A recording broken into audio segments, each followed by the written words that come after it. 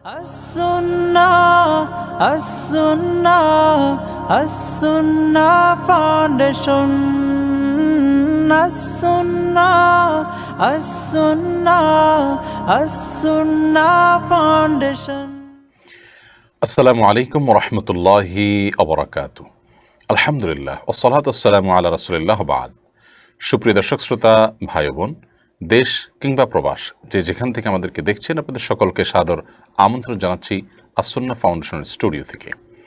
আপনারা দেখছেন আস-সুন্নাহ ফাউন্ডেশন আয়োজিত সাপ্তাহিক সরাসরি প্রশ্নোত্তরমূলক অনুষ্ঠান শরঈ সমাধানের ১৯২তম পর্ব। প্রিয় দর্শক, অন্যান্য দিনের মতো আজও ইনশা আল্লাহ তাআলা ১ ঘন্টা আপনাদের সঙ্গে থাকব এবং আপনাদের করা জীবন ঘনিষ্ঠ জিজ্ঞাসার কোরআন এবং হাদিসের আলোকে জবাব দেব। ওমা তৌফিক ইল্লা বিল্লাহ। আপনার জীবন ঘনিষ্ঠ যে কোনো জিজ্ঞাসা বাংলায় সংক্ষেপে মন্তব্যের ঘরে লিখুন। আমরা আপনাদের প্রশ্নগুলো থেকে বেশি সংখ্যক প্রশ্নের উত্তর দেওয়ার চেষ্টা করব ইনশা আল্লাহ তাআলা। আপনারা এই লাইভ অনুষ্ঠানটি দেখছেন আমাদের ভেরিফাইড ফেসবুক পেজ থেকে। আপনারা একই সঙ্গে দেখছেন এটি আস-সুন্নাহ ফাউন্ডেশনের ভেরিফাইড ফেসবুক পেজ থেকে এবং আমাদের ভেরিফাইড ইউটিউব চ্যানেল সহ অন্যান্য পেজ ও চ্যানেল সমূহে একযোগে। জ্ঞানের এই অনুষ্ঠানটি অন্যদের জানবার সুবিধার্থে, কোরআন এবং হাদিস ভিত্তিক ইলমের প্রচারের সুবিধার্থে আমরা শেয়ার করে দিতে না ভুলি, যাতে অন্যরাও সেখান থেকে জ্ঞান আহরণ করতে পারেন, তাদের প্রয়োজন পূরণ করতে পারেন। প্রিয় দর্শক, এই লাইভ অনুষ্ঠানটিতে আমরা শুরুতে আস-সুন্নাহ ফাউন্ডেশনের বিশেষ কোনো উল্লেখযোগ্য কার্যক্রমের সংবাদ দেওয়ার মতো থাকলে সেটি আপনাদেরকে আপডেট জানিয়ে রাখি। আজ আপনাদেরকে জানাবার মতো আমাদের কাছে যা আছে তা হলো, আপনারা জানেন যে বৃহত্তর চট্টগ্রামে যে স্মরণকালের ভয়াবহতম বন্যা হয়েছে, সে বন্যায় আস-সুন্নাহ ফাউন্ডেশন আলহামদুলিল্লাহ সাধ্যানুপাতে বন্যার্ত মানুষের পাশে দাঁড়াবার চেষ্টা করেছে এবং আলহামদুলিল্লাহ আমরা বৃহত্তর চট্টগ্রামের বিভিন্ন জায়গায় ৪২.৮ টন খাদ্য সামগ্রী বিতরণ করেছি।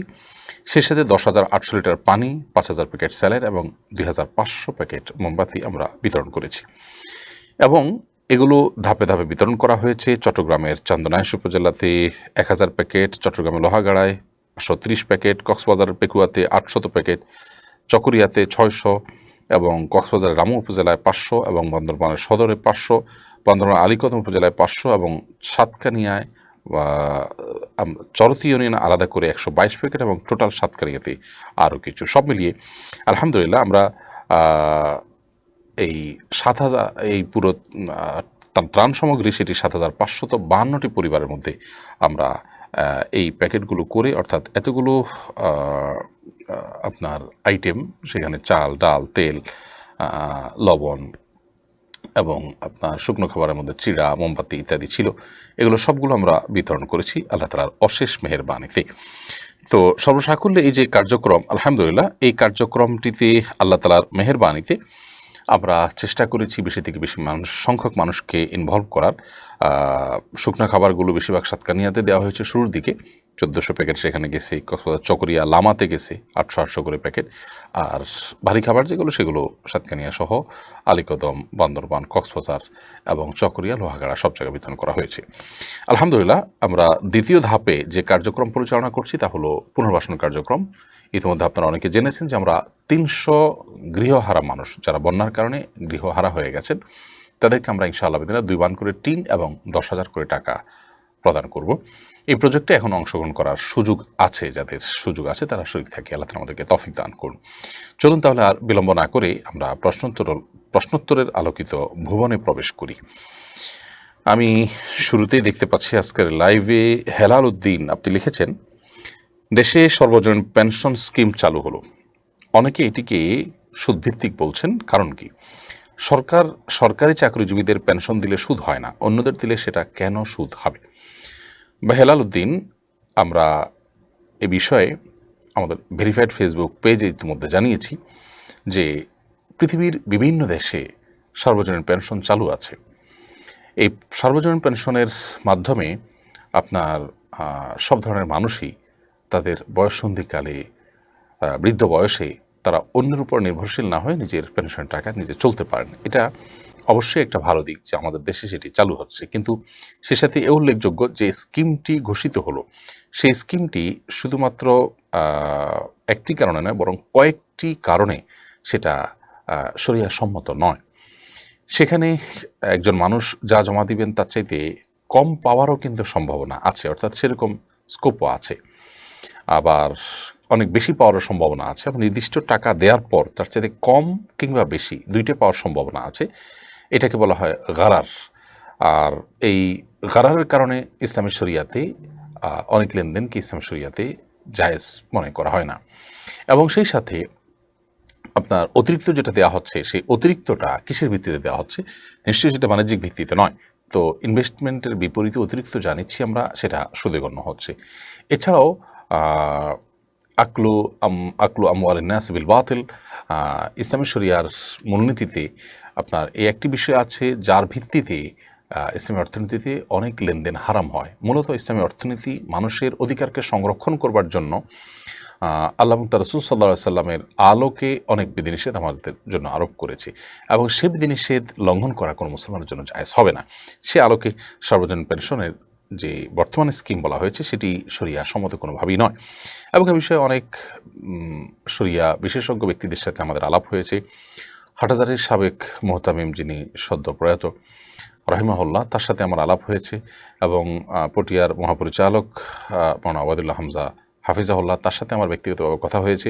দেশের শীর্ষস্থানে অনেক ওলামাদের সাথে আমার কথা হয়েছে। তারা সবাই এটা নিয়ে ভাবছেন যে বিকল্প কি স্কিমের প্রস্তাব দেওয়া যায়। ইতিমধ্যে আমরাও বিভিন্নভাবে সরকারের কাছে প্রস্তাব জানিয়েছি যে সুদ মুক্ত বা আপনার সুদ ছাড়া শরিয়া ভিত্তিক কোনো স্কিমও যেন চালু করা হয়, কারণ দেশের নাগরিকদের একটা বড় অংশ সুদকে ঘৃণা করে।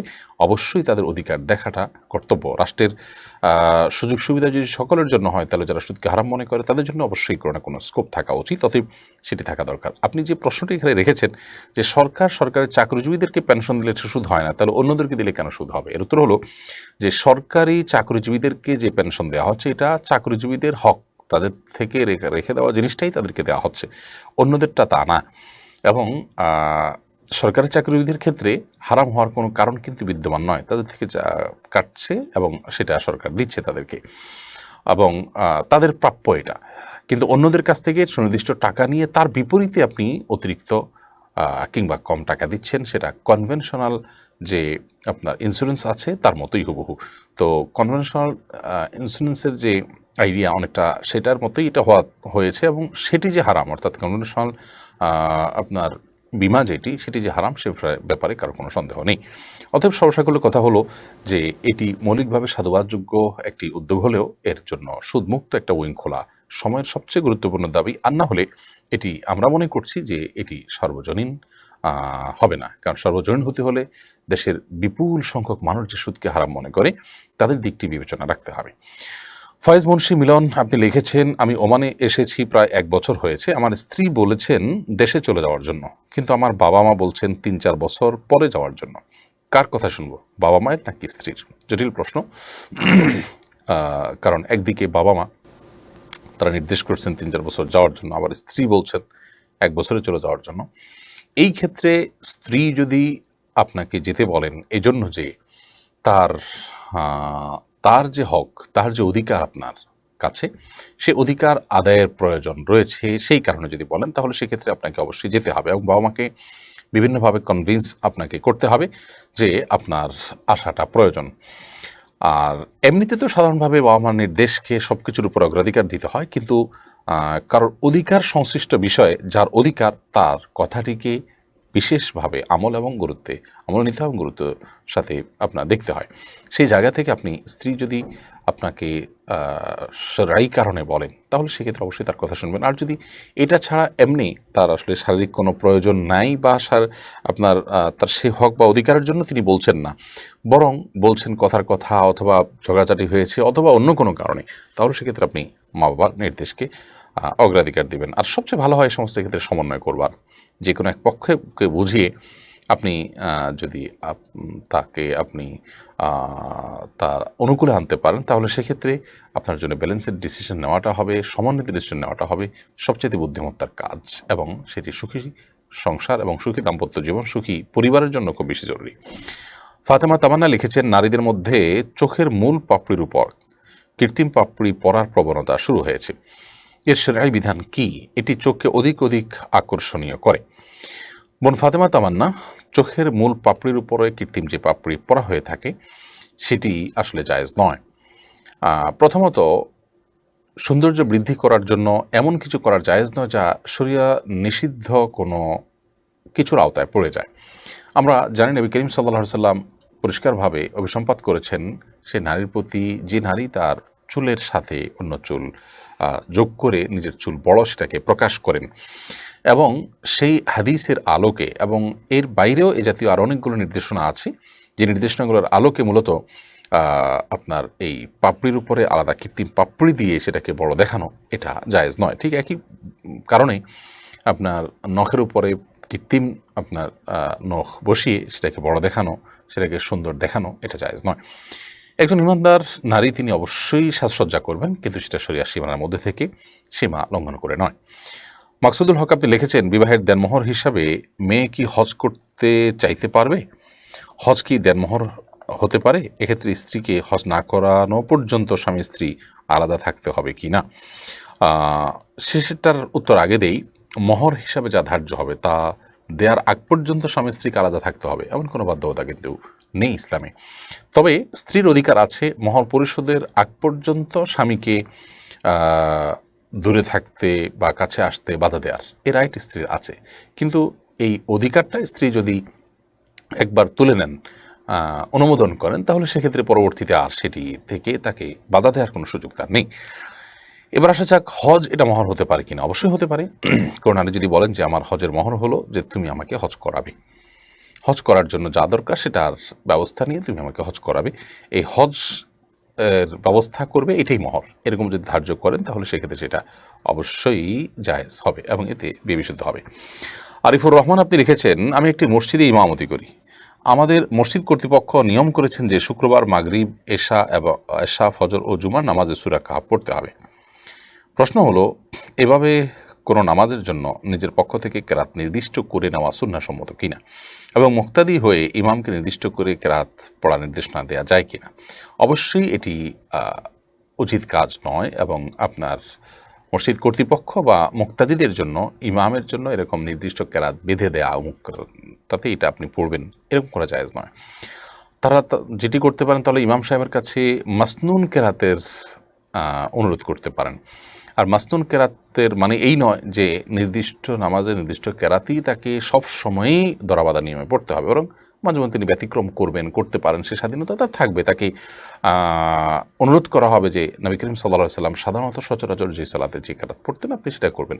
সুন্নার ডিমান্ড তো করাই যেতে পারে, কিন্তু সূরা কাহাফ শুক্রবারে পড়তে হবে সেজন্য আপনি 5 ওয়াক্ত নামাজের মধ্যে ভাগ করে দিয়ে সেটা পড়া, এটা তো সুন্নাহ না। বরং সুন্নাহ হলো ফজরের সালাতে সূরা কাহাফ পড়া শুক্রবারে, সেটার জন্য অনুরোধ করা যেতে পারে। সেটাও ধরাবাধা নিয়ম বানিয়ে দেওয়া এবং এর ব্যত্যয় হতে পারবে না এমনটি করার কিন্তু সুযোগ নেই। অতএব আমাদের কার কতটুকু আপনার কোন ক্ষেত্রে বলার সুযোগ আছে সেটা আমাদের মাথায় রাখা উচিত। ইমামকে ইমামের জায়গায় রাখতে হবে, ইমামের কাছে আমরা অনুরোধ করতে পারি, নির্দেশ নয়। আর শরীয়ত যেখানে কোনো কেরাত ফিক্স করে দেন সেখানে আমরা কোনো কেরাত ফিক্সও এভাবে করে দিতে পারি না, এটা অবশ্যই অনুচিত এবং নাজায়েজ কাজ। শামিমা সুলতানা আপনি লিখেছেন, আমার 3টি সন্তান আছে, 3টি সিজারের মাধ্যমে হয়েছে। এরপর সন্তান ধারণ করলে আমার জীবন ক্ষতিগ্রস্ত হতে পারে, এ কারণে ডাক্তার লাইগেশন বা স্থায়ীভাবে বন্ধা করে দিয়েছেন। এখন আমি খুব দুশ্চিন্তা আছি, আমার এই কাজটি কতটুকু সঠিক হয়েছে? বোন শামিমা, আপনার জন্য পরবর্তীতে সন্তান নেওয়াটা যদি রিস্কি হয় তাহলে সেক্ষেত্রে সন্তান নেওয়া থেকে বিরত থাকবেন। ইসলাম বলেন একজন মানুষ সন্তান নিতে গিয়ে তার জীবনকে হুমকির মধ্যে ফেলে দিতে হবে, মোটেই তা নয়। কিন্তু স্থায়ীভাবে জন্ম বিরতিকরণ পদ্ধতি প্রক্রিয়া এটা কিন্তু ইসলামে জায়েজ নয়। 3টি সন্তান হওয়ার পর আপনি সন্তান হতে গেলে মারা যাবেন, ব্যাপারটা সেরকম না। আপনার জীবনে কখনো প্রয়োজন হতে পারে, আল্লাহ না করুন 3টা সন্তানই মারা গেলেন, আপনার যদি আবার সন্তান নেওয়ার প্রয়োজন হয় আপনি হয়তো রিস্ক নিতে চাইবেন, কিন্তু সে সুযোগটা চিরতরে বন্ধ হয়ে গেল। তো এই জন্যই লাইগেশন বা স্থায়ীভাবে বন্ধা করার প্রক্রিয়া জায়েজ নয়। এরকম কোনো কাজ করে ফেললে যেটা রিকভার করার সুযোগ নেই তাহলে সেক্ষেত্রে আল্লাহর কাছে কৃতকর্মের জন্য ইস্তেগফার করতে হবে। ইনশাআল্লাহ আল্লাহ সুবহানাহু ওয়া তাআলা ক্ষমাশীল, তিনি ক্ষমা করবেন। আর যদি রিকভার করার সুযোগ থাকে তাহলে রিকভার করে নিতে হবে। বেলাল আহমদ আপনি লিখেছেন, গায়েবানা জানাজা সম্পর্কে শরিয়া বিধান কি? এই বিষয়ে আমাদের বহু আগের বেশ কয়েক বছর আগের কিছু বক্তব্য অনলাইনে বিভিন্ন জায়গায় ঘুরছে, আমরা দেখেছি। গায়েবানা জানাজা নিয়ে সম্প্রতি অনেক বেশি আলোচনা হচ্ছে। প্রথম কথা হলো, গায়েবানা জানাজা হারাম এবং বেদাত নয়। এই কথাটি শুরুতে এই জন্য বলতে হলো যে সম্প্রতি এটাকে অনেকে হারাম বলছেন, অনেকে বেদাত বলছেন, এ জাতীয় বিষয় বলছেন যেগুলো আসলে সঠিক নয়। যে বিষয়ে মুস্তাহিদদের ইস্তেহাদগত গবেষণাগত মতপার্থক্য আছে সেটাকে বেদাত বলা এত সহজ নয়। বেদাতের সংজ্ঞা আমাদেরকে জানতে হবে, তারপর আমরা বেদাত বলতে পারি। অথবা হারাম বলতে হলে হারাম আদৌ কিনা সেটা জানতে হবে। পৃথিবীর কোনো আলেমী গায়বানা জানাজাকে হারাম বলেননি। তবে হ্যাঁ, ফোকাহে আহনাফ এবং আরও কোনো মাযহাবের ফকিহদের মতে গায়বানা জানাজা এটা মাকরুহ যৌক্তিক কোনো কারণ ছাড়া। রাসূল আকরাম সাল্লাল্লাহু আলাইহি ওয়াসাল্লাম নাজাশী বাদশার গায়বানা জানাজা পড়েছেন, সেটির একটি কারণ হতে পারে যে তার জানাজা হয়নি সেখানে, সেজন্য তিনি পড়েছেন। অথবা আমাদের কারোর জানাজা এরকম যদি না হয়, এমন কোনো জায়গায় মৃত্যু হয়েছে জানাজা হয়নি, তাহলে তার গায়বানা জানাজা হতে পারে। আবার অনেক উলামা ইকরাম বলেছেন নবী সাল্লাল্লাহু আলাইহি ওয়াসাল্লাম যেন সেটা খাস। আবার অনেক উলামা ইকরাম, সৌদি আরবের শেখ বিন বাজ রাহিমাহুল্লাহর একটা চমৎকার মত আছে, তিনি বলেছেন এমন কোনো আলেম, এমন কোনো শাসক, এমন কোনো মুজাহিদ যার গায়বানা জানাজা পড়ার মাধ্যমে ইসলাম এবং মুসলমানদের কল্যাণ নিহিত আছে, এরকম বড় কোনো ব্যক্তিত্বের অন্যদেরকে তার জানাজাতে শরীক হওয়ার সুযোগ হয়নি, যেহেতু সেই জায়গা থেকে তাদেরকে গায়বানা জানাজার মাধ্যমে শরীক হওয়ার সুযোগ করে দেওয়া এটা বিশেষ ব্যক্তিদের ক্ষেত্রে জায়েজ হতে পারে। এটা বিন বাজ রহমতুল্লাহ বলেছেন। খোলাসা কথা হলো, বিষয়টাকে নিয়ে আমরা যত আপনার বাড়াবাড়ি কড়াকড়ি করছি বিষয়টা সেই পর্যায়ে না। তবে এটা ঠিক যে ফিকহে হানাফি অনুযায়ী এবং আরও অন্যান্য ফকিহদের ফিকহ অনুযায়ী এটি আপনার মাকরুহ, এবং নবী করিম সাল্লাল্লাহু আলাইহি ওয়াসাল্লাম নাজাশী ছাড়া আর কারোর গায়বানা জানাজা পড়েছেন বলে প্রমাণিত নয়, এবং সাহাবায়ে কেরামও আর কারো গায়বানা জানাজা পড়েছেন বলে প্রমাণিত নয়। আল্লাহু আ'লাম বিসওয়াব। সোহাগ আহমেদ হৃদয় আপনি লিখেছেন, আমি কদিন যাবৎ একটি সমস্যায় ভুগছি। কোনো কাজ করতে গেলেই মনে মনে ভাবনা আসে, যদি এই কাজটি করি আমার স্ত্রী তালাক। এ কারণে আমি স্বাভাবিক জীবনযাপন করতে পারছি না। এখন এই কাজগুলো করার কারণে স্ত্রী তালাক আদৌ হবে কিনা, এ থেকে বাঁচব কীভাবে? ভাই সোহাগ, আপনি কোনো একজন মনোবিজ্ঞানী বা মানসিক রোগের কোনো একজন ডাক্তারের শরণাপন্ন হন, সাইকিয়াট্রিস্টের শরণাপন্ন হন। সেই সাথে আপনি কোনো রাকির শরণাপন্ন হয়ে রুকিয়া করতে পারেন। কারণ আপনার যে সমস্যাটা আছে, সমস্যাটা মূলত আপনার অসুস্থতা, এবং সেই অসুস্থতাটা আপনার কোনো ব্ল্যাক ম্যাজিকের কারণে, হাসাদ ইত্যাদির কারণে যেমন হতে পারে, শারীরিক কারণে হতে পারে, এবং এটা রিকভারেবল। ইনশাআল্লাহ বিদিনিল্লাহ এটি থেকে আপনি পরিত্রাণ পেতে পারবেন। সেই সাথে আপনাকে মাসআলা বলে রাখি, মনে মনে যদি এরকম করতে গেলে আপনার মনে আসে যে এই কাজটা করলে আমার স্ত্রী তালাক, এরকম যদি মনে মনে সারাক্ষণও আসতে থাকে, আপনি নিশ্চিত থাকবেন তাতে আপনার স্ত্রী কখনো তালাক হবেন না।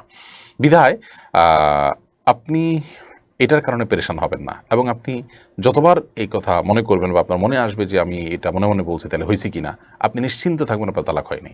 এবং তালাক হয়েছে কিনা এটা নিয়ে সন্দেহ করাও আপনার জন্য গুনাহের কথা। আপনি রিফ্রেশ থাকবেন, শয়তানকে সুযোগ দিবেন না।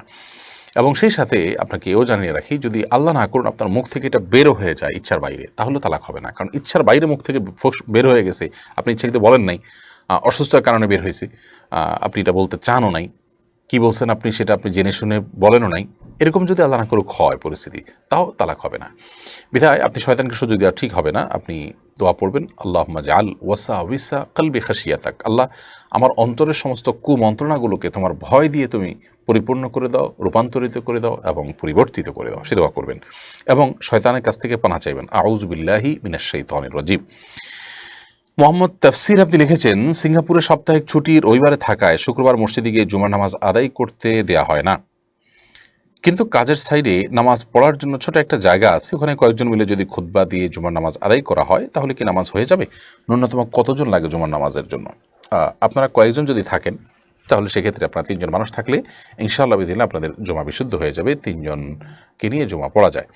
অতএব আপনি যেখানেই থাকেন না কেন কয়েকজন মিলে সংক্ষিপ্ত খুতবা দিয়ে হলেও জুমার নামাজের উদ্যোগ আপনাদেরকে নিতে হবে। যদি কোনোভাবে নামাজ পড়তে না পারেন একান্ত, সেখানে চাকরি করাই কিন্তু আপনার জন্য জায়েজ হবে না, বিকল্প চাকরির আপনার সন্ধান করতে হবে যেখানে নামাজ পড়তে পারেন। আব্বাসউদ্দিন আপনি লিখেছেন, ইদানিং লক্ষ্য করা যাচ্ছে বিচ্ছেদের 10-15 দিন পরেই কোনো না কোনো মেয়ে অন্যত্র বিবাহ বন্ধনে আবদ্ধ হচ্ছেন, কোনো মেয়ে অন্যত্র বিবাহ বন্ধনে আবদ্ধ হচ্ছেন, ইদ্যত পালন করছেন না। এক্ষেত্রে দ্বিতীয় স্বামীর ঘরে যদি সন্তান হয়, সেই সন্তানকে বৈধ বলা যাবে? দেখুন, বিবাহ বিচ্ছেদের পর ইদ্যত পালন করা ছাড়া যদি অন্যত্র বিয়ে করা হয় তাহলে সেক্ষেত্রে সে বিয়ে বিশুদ্ধ নয়, সে বিয়ে সম্পূর্ণভাবে বাতিল। যার কারণে বিয়ে যদি বিশুদ্ধ নয়, অতএব সন্তানও বৈধ সন্তান হয়েছে বিবাহের ভিত্তিতে সেটা বলা যাবে না। তবে এখানে অনেকগুলো মাসআলা উৎকলিত হবে, অনেকগুলো শাখাগত বিষয় এখানে আসবে, যার আলোকে আপনার উত্তর দিতে হবে প্রতিটা বিষয়ের শাখাগত বিষয়গুলোকে খুলে খুলে। কিন্তু এতটুকু আমরা বলে রাখলাম যে এই জাতীয় ক্ষেত্রে এ ধরনের পরিস্থিতিতে অবশ্যই আমাদেরকে মাথায় রাখতে হবে যে বিবাহ বিশুদ্ধ হওয়ার জন্য ইদ্যত পরিপূর্ণ সময় পার হওয়া শর্ত। তালাকপ্রাপ্তা মহিলার বিবাহ বিশুদ্ধ হবে না যদি তিনি তার এই বিবাহটা ওই ইদ্যতের মধ্যে পড়েন। এবং ঠিকই বলেছেন আপনি যে আমিও খেয়াল করেছি যে আজকাল অনেকে ইদ্যত কিটা খেয়াল করছেন না। কারোর তালাকের পর 3 মাস পর্যন্ত অপেক্ষা করা ছাড়া, 3টা মাসিক পর্যন্ত অপেক্ষা অতিক্রম হওয়া পর্যন্ত অপেক্ষা করা ছাড়া তিনি বিয়ে করলেন। তার মানে এই অবস্থায় যদি কোনো সন্তান, নতুন স্বামীর ঘরে কোনো সন্তান আসে, এই সন্তানটা আদৌ কি আগের স্বামীর না পরের স্বামীর, এটা ক্লিয়ার করা কঠিন। আজকাল অনেক টেস্ট বের হয়েছে, ইসলাম সর্বকালীন সব সময়ের জন্য প্রযোজ্য। অতএব একটা বেসিক নিয়ম আমাকে মেনে চলতে হবে যা সব সময়ের জন্য প্রযোজ্য হবে ইনশাআল্লাহ তাআলা। তাছাড়া শরিয়া নিষেধ করেছে, এর মধ্যে বহুবিধ কল্যাণ এর ব্যাপার আছে এটাকে মেনে চলার মধ্যে, বিধায় সেটি আমাদেরকে মেনে চলতে হবে। আমাতুল্লাহ মোশরাফা আপনি লিখেছেন, নিজের ফোনে ওড়না ছাড়া ছবি রাখা যাবে কিনা? রাখতে পারেন, আপনার নিজের মোবাইলে ফোনে একান্তে আপনি এটা রাখতেই পারেন, কোনো অসুবিধা নেই। তবে অবশ্যই আপনাকে খেয়াল রাখতে হবে যাতে এটা বেহাত না হয় এবং অন্যত্র গিয়ে আপনার প্রাইভেসি নষ্ট না হয়। রুহুল আমিন গাজী এটি থেকে আপনি লিখেছেন, আধুনিক যুগে সমাজ সংস্করণ কিভাবে সম্ভব? দেখুন, সমাজ সংস্কার এটা চলমান একটা প্রক্রিয়া, চলমান একটা কাজ, সকল যুগে সকল সমাজের জন্য এটি প্রযোজ্য। আধুনিক যুগের প্রক্রিয়া বা পদ্ধতি হয়তো ভিন্ন ধরনের হতে পারে, আধুনিক আর অনাধুনিক নয়, সকল যুগেরই সংস্কারের একটা ধারা থাকে, একটা পদ্ধতি, একটা প্রক্রিয়া থাকে, সেটি আমাদেরকে অনুসরণ করতে হবে। এই যুগে আমরা সমাজে সংস্কারযোগ্য বিষয়গুলোকে সংস্কার করব। আধুনিক যে সমস্ত মাধ্যম আছে সেগুলো আমরা এক্ষেত্রে গ্রহণ করতে পারি, সেই উপায়গুলো আমরা গ্রহণ করতে পারি, যে উপকরণগুলো আছে সেগুলোকে আমরা গ্রহণ করতে পারি, জাস্ট এইটুকু। কিন্তু সংস্কার এটি ঠিকই আমাদেরকে অব্যাহত রাখতে হবে যদি সংস্কারযোগ্য বিষয় থাকে। আবু মোহাম্মদ আপনি লিখেছেন, আমি একটি লাইফ ইন্স্যুরেন্সে এজেন্ট হিসেবে কাজ করি, আমার কাজের জন্য কোম্পানি আমাকে কমিশন দেয়। প্রশ্ন হলো, আমি যে কমিশন পাই এটা কোম্পানির সাথে আমার চুক্তি অনুযায়ী পাই, এখন আমার কি কমিশন হালাল নাকি হারাম? দেখুন, লাইফ ইন্স্যুরেন্স কোম্পানিতে আপনি যে কাজ করছেন, প্রথমত লাইফ ইন্স্যুরেন্সের যে ফরম্যাট প্রচলিত আছে, বহুল প্রচলিত, এগুলোকে ওলামায়ে কেরাম জায়েজ বলেন না, মুফতিগণ এগুলোকে জায়েজ বলে ফতোয়া দেন না, এবং সেগুলো নাজায়েজ হওয়ার জন্য বিস্তারিত কারণ দর্শানো হয়েছে, বিস্তারিত ব্যাখ্যা বিশ্লেষণ করা হয়েছে এর আগে বহুবার। বিধায় এই বিষয়ে আপনার মাথা রাখতে হবে যে মৌলিকভাবে এটিই নাজায়েজ। এর পাশাপাশি আপনি যে প্রশ্ন করেছেন যে আপনার কাজের জন্য কোম্পানি আপনাকে কমিশন দেয়, আপনি এই কমিশনটা নিতে পারেন কিনা? আমরা সাধারণভাবে কমিশন নিয়ে যদি আলাদা করে উত্তর দিই, তাহলে আপনি কোনো কোম্পানিতে কাজ করছেন, ধরা যাক কাজটা হালাল, সেখানে আপনি সেলসম্যান, আপনাকে কমিশন দেওয়া হলো, সেই কমিশন অবশ্যই হালাল। আপনাকে যদি কোম্পানি চুক্তিভিত্তিক কমিশন দেয় যে তুমি এত বেশি বিক্রি করলে তোমাকে এ হারে কমিশন দেওয়া হবে, অবশ্যই আপনি সেই কমিশনের ভিত্তিতে কাজ করতে পারেন। আর যদি বেতনই নয়, পরিপূর্ণ কমিশন নির্ভর চাকরি হয়, তাহলে সেক্ষেত্রেও কিন্তু আপনি সেটি করতে পারেন, সেটি হারাম নয়। মালিকা হান্নান আপনি লিখেছেন, 2 বার আকিকা দেওয়া যাবে কিনা? 2 বার আকিকা দেওয়ার তো কোনো প্রয়োজন নেই, আকিকা একবারই বিধিবদ্ধ, দ্বিতীয়বার আকিকা দিলে সেটা আকিকা নয়, সেটা অপ্রয়োজনীয় কাজ হিসেবে বিবেচিত হবে। বিশেষ করে শরীয়ত যেখানে আকিকা একাধিক রাখেনি অপশন, অতএব দ্বিতীয়বার আকিকা দেওয়ার প্রশ্নই ওঠে না, আমরা একবার আকিকা দিব। হ্যাঁ, প্রথমবার আকিকা হয়েছে কিনা সন্দেহ আছে, সেজন্য আপনি দ্বিতীয়বার আকিকা দিলেন, তাহলে সেটাই পরেরটাই আকিকা হিসাবে চূড়ান্ত হলো। প্রথম যেটা সন্দেহমূলক, আদৌ দেওয়া হয়েছে কিনা কোনো প্রুফ নাই, প্রমাণ নাই, তাহলে সেটা নাই ধরে আপনি একবারে আকিকা করেছেন বলে ধর্তব্য হবে। সুমাইয়া রিদিতা লিখেছেন, বউ শাশুড়ির দ্বন্দ্ব কিভাবে দূর করা যায়, কিভাবে মধ্যস্থতা করব? বউ শাশুড়ির দ্বন্দ্ব এটা আমাদের সমাজে বহুকাল থেকে চলে আসছে, আলহামদুলিল্লাহ ধীরে ধীরে সেটি কমছে। আমি মনে করি যে ধীরে ধীরে সেটি কমছে। শাশুড়িদের মধ্যে বউকে নিজের মেয়ের মতো দেখার প্রবণতা একটু হলেও বাড়ছে, এবং পুত্রবধূদের প্রতি টর্চার একটু হলেও কমেছে। এবং এর পেছনে ওলামায়ে কেরামের যে কাউন্সেলিং, ওলামায়ে কেরামের যে পাবলিক স্পিকিং এবং ওলামায়ে কেরামের যে খুতবা, ওলামায়ে কেরামের যে লেকচারগুলো, সেগুলোর কিন্তু অনেক বড় অবদানের ক্ষেত্রে আছে। এবং আলহামদুলিল্লাহ এটি অনেকাংশে কমলেও অনেক জায়গায় এখনও বউ শাশুড়ির দ্বন্দ্ব বেশ প্রকট। এই সমস্ত ক্ষেত্রে প্রথমত বউ হোক শাশুড়ি হোক উভয়কে ধৈর্যশীল হতে হবে। বউ শাশুড়ির ব্যাপারে এই চিন্তা করবেন তিনি বয়স হয়ে গেছে, তার বুঝ আমার মতো নয়, তিনি আগের সময়ের মানুষ যারা আমাদের মতো এত কিছু বুঝেন না, যার কারণে তাকে মাজুর মনে করে সবর করতে হবে। এবং শাশুড়িকে মনে করতে হবে দিন শেষে সে এ যুগের মেয়ে, তার ভিতরে বয়সের স্বল্পতার কারণে আমার মতো এত ম্যাচুরিটি নাও আসতে পারে, সে ভুলভাল বলতে পারে, ভাবতে পারে, আমি এইগুলোকে হজম করি, সবর করি। এভাবে প্রত্যেকে বিপরীত দিকের বিভিন্ন ওজোর আবিষ্কার করে যথাসম্ভব সবর এবং ধৈর্য ধারণ করতে হবে। এটা সুখী আপনার সংসারের জন্য, সুখী পরিবারের জন্য খুবই গুরুত্বপূর্ণ একটা উপাদান। এটা ছাড়া সুখী সংসার কোনো দিনই সম্ভব নয়। স্বামী স্ত্রীর মধ্যেও বোঝাপড়ার গরমিল হলে সেক্ষেত্রে একে অন্যকে এভাবে বিভিন্ন কথা চিন্তা করে বিপরীত দিককার ওজোর আবিষ্কার করে যে তার হয়তো এই সমস্যা আছে, এটি আবিষ্কার করে তারপরে সবর করতে হবে। আর স্বামী যারা, তারা নিজের স্ত্রী এবং মা তাদের মধ্যকার যে দ্বন্দ্ব আছে এই দ্বন্দ্বকে দূর করবার জন্য বা এটাকে কমাবার জন্য, নিয়ন্ত্রণ করবার জন্য তারা সচরাচর চেষ্টা করবেন তাদের উভয়ের সাথে সমন্বয় করা। সমন্বয় করতে না পারলে কোথায় কাকে প্রায়োরিটি দিতে হবে আর বাকি অপরজনকে ম্যানেজ করতে হবে সেটা খেয়াল করতে হবে। শুধুমাত্র ল দিয়ে যে ওনার কথা মানতে হবে, ওর কথা আমি মানবো না, শরিয়ার দৃষ্টিকোণ থেকে এর গুরুত্ব বেশি, ওটা গুরুত্ব নাই, এইভাবে ফতোয়া বা মাসআলা দিয়ে সংসার জীবনে শান্তি আনা সম্ভব না। সেজন্য মাসআলা তো বলবোই, পাশাপাশি মাসালা জ্ঞানের পাশাপাশি কাণ্ড জ্ঞানে আমাদের থাকতে হবে। আর সেটি হলো যে বউ শাশুড়ির মধ্যকার দ্বন্দ্ব যাতে প্রকট আকার না করে, সেজন্য উভয়ের মধ্যে সমন্বয় কীভাবে করা যায়, একজনকে কথা শুনলেন তাহলে অপরজনকে কীভাবে ম্যানেজ করা যায়, প্রয়োজনে একটু বোকা সেজে হলেও, তার বকাঝকা শুনে হলেও আপনার সেটি করতে হবে। আল্লাহ তাআলা আমাদেরকে তৌফিক দান করুন। শিশির মজুমদার আপনি লিখেছেন, শ্বশুর যদি কামভাব নিয়ে ছেলের বউকে স্পর্শ করেন, যদি ছেলের বউয়ের কোনো দোষ নেই, তাতে কি ওই বউ তার স্বামীর জন্য হারাম হয়ে যাবে? এটি খুবই ক্রিটিক্যাল, মুখতালাফি বা মতবিরোধপূর্ণ একটি মাসআলা, যেটি আমরা স্কিপ করছি, যেটা নিয়ে দীর্ঘ আলোচনা করতে হবে। এবং এই সমস্ত প্রশ্ন যেগুলোতে অনেক বেশি আপনার দালিলিক আলোচনা ছাড়া শুধুমাত্র আমরা যদি উত্তর দিই অনেক ক্ষেত্রে ধোঁয়াশা হতে পারে, আল্লাহ রহম করুন, সেজন্য আমরা এটা স্কিপ করছি। ফোকাহে আহনাফের মতে এক্ষেত্রে আপনার যে সিদ্ধান্ত, সেই সিদ্ধান্তের সপক্ষে কি যুক্তি দলিল আছে সেগুলো উপস্থাপন না করলে ভুল বুঝতে পারি আমরা। আবার অন্যান্য ফকিরা যারা এটাকে ডিনাই করেছেন, তারা ডিনাই করেছেন যে সেগুলোর ভিত্তিকে সেগুলোও বলতে হবে। আমরা ইনশাআল্লাহ দিন আলাদা করে কোনো ক্লিপে যদি সম্ভব হয় এটা নিয়ে কথা বলবো। ফারজানা ইসলাম লিখেছেন, কোনো বিধবা মেয়ে পরকালে তার স্বামীকে পাওয়ার আশায় বিয়ে না করলে কি কোনো সমস্যা হবে? দেখুন, নিজের চরিত্র হেফাজত করবার প্রয়োজনে যদি বিয়ে করার দরকার হয়, নিজের পর্দা, পশিদা, দিনদারিতা রক্ষার খাতিরে, তাহলে সেক্ষেত্রে বিয়ে করার সামর্থ্য থাকলে তার অবশ্যই বিয়ে করা উচিত। না করলে সেটা তার জন্য অবশ্যই সেই দৃষ্টিকোণ থেকে কোনো প্রশংসনীয় কাজ হবে না, বরং কোনো কোনো কথা সেটি নাজায়েজ এবং গুনাহে পর্যবসিত হতে পারে।